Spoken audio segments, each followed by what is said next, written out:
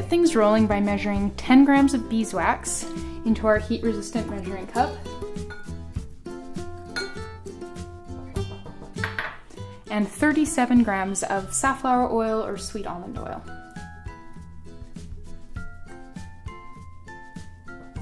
And we're going to melt these together by putting them in a water bath. So I have a saucepan here that's got about 1 inch or 3 centimeters of water in it. And we'll just set our measuring cup in here and go put this on the stove over medium-low heat for about half an hour to melt everything through.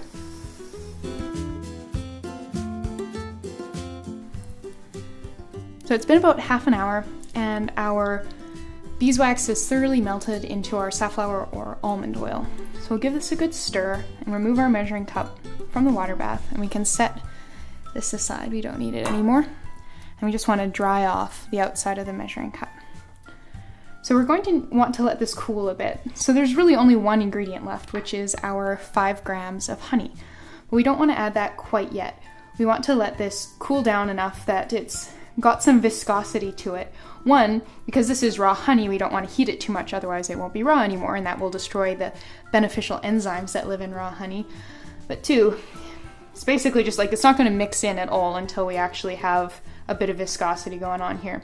So I'm going to walk away from this probably for 2 or 3 minutes at a time, coming back to stir it. It'll start to thicken and opacify, and it'll start to thicken right around usually the edges and the top. And once that starts to happen, and it's not just a slightly thicker liquid, but it's actually starting to opacify, you're going to want to come in and actually stir it, because it'll go from sort of with just a couple bits of opaque solid bits to a solid puck pretty quickly. So you want to stir it during that stage so that you end up with something creamy so that we can actually blend the honey into it.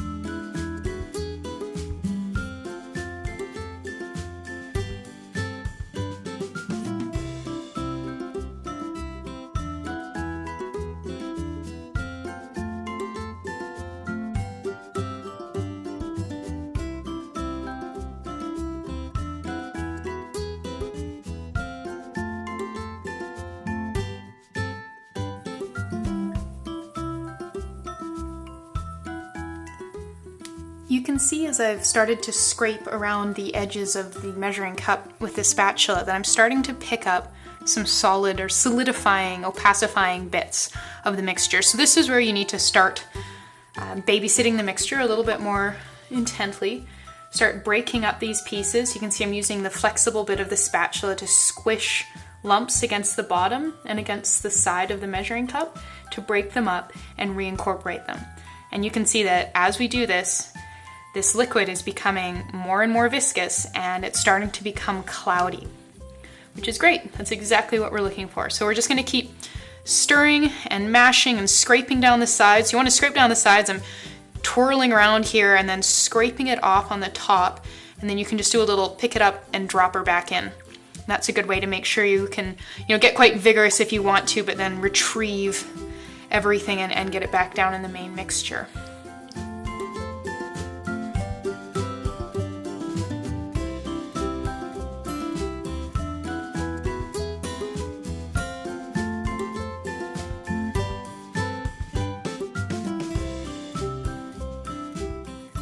So at this point, we're going to add the honey.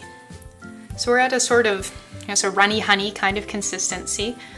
Sort of, you can see it dripping off there. And it's reasonably homogeneous. There's no bits, big clumps of significantly harder wax mixture in here. It's just sort of a creamy, runny, still thickening mixture. This will thicken quite a bit more from here, but this gives us a good place to start beating in the honey. So I'm just gonna scrape off our spatula here, and we'll go over here and we'll just grab our honey and scrape that right in. This is a pretty thick, sticky honey. If you have a runnier honey, that would be a good choice, just because it gives you a lot more, it's a lot easier to work with. Set that aside. And so honey is water soluble, so it's not gonna blend terribly well, but I have found that when your oil mixture is at about room temperature, it will self-emulsify, which is fantastic. So you just need to give it a very thorough beating. So for that purpose, I have a whisk here, and here we go.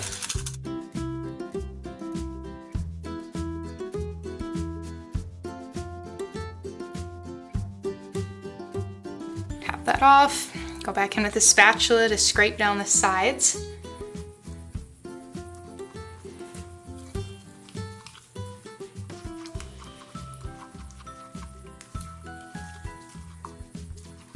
So you will want to make sure you're using a honey that hasn't crystallized for this.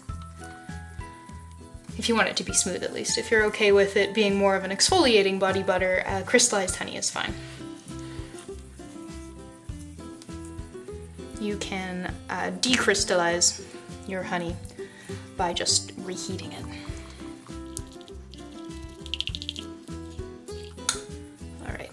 Give that another beating. Sounds quite violent. And so this is a 1 cup measuring cup from Pyrex, and I would recommend going with sort of the 1 cup size or smaller, just because if you are using, a bigger one, you're going to have a hard time actually sort of getting like a critical mixing depth of product in there, and you'll have a hard time thoroughly blending it.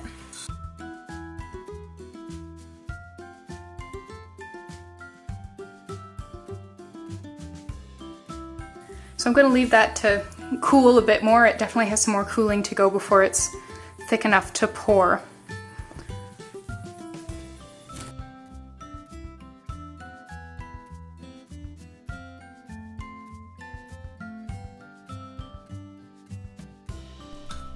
So now that we're at a stage, I know you might call sort of like a cake batter, we're going to scrape this into our mason jar, and then we're going to go pop it in the fridge so that it cools as quickly as possible, which will help prevent any separation. We'll grab our jar here, there's a little 1/2 cup one, and in we go.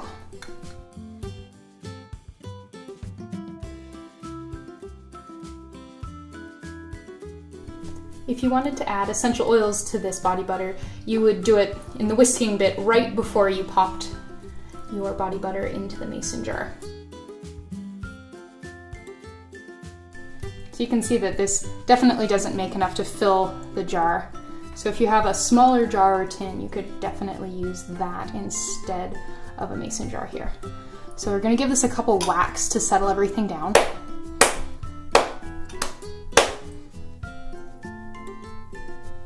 And then quickly go pop this in the fridge so it can set up without separating.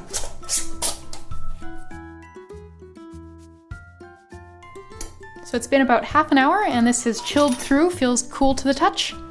And so we're done. You can see it's lovely and creamy. It will continue to thicken up over about the next 24 hours. But sort of there we go. You just made some honey coconut body butter. Thanks so much for watching, and stay tuned for the next part of my DIY for Beginners series. See you next time!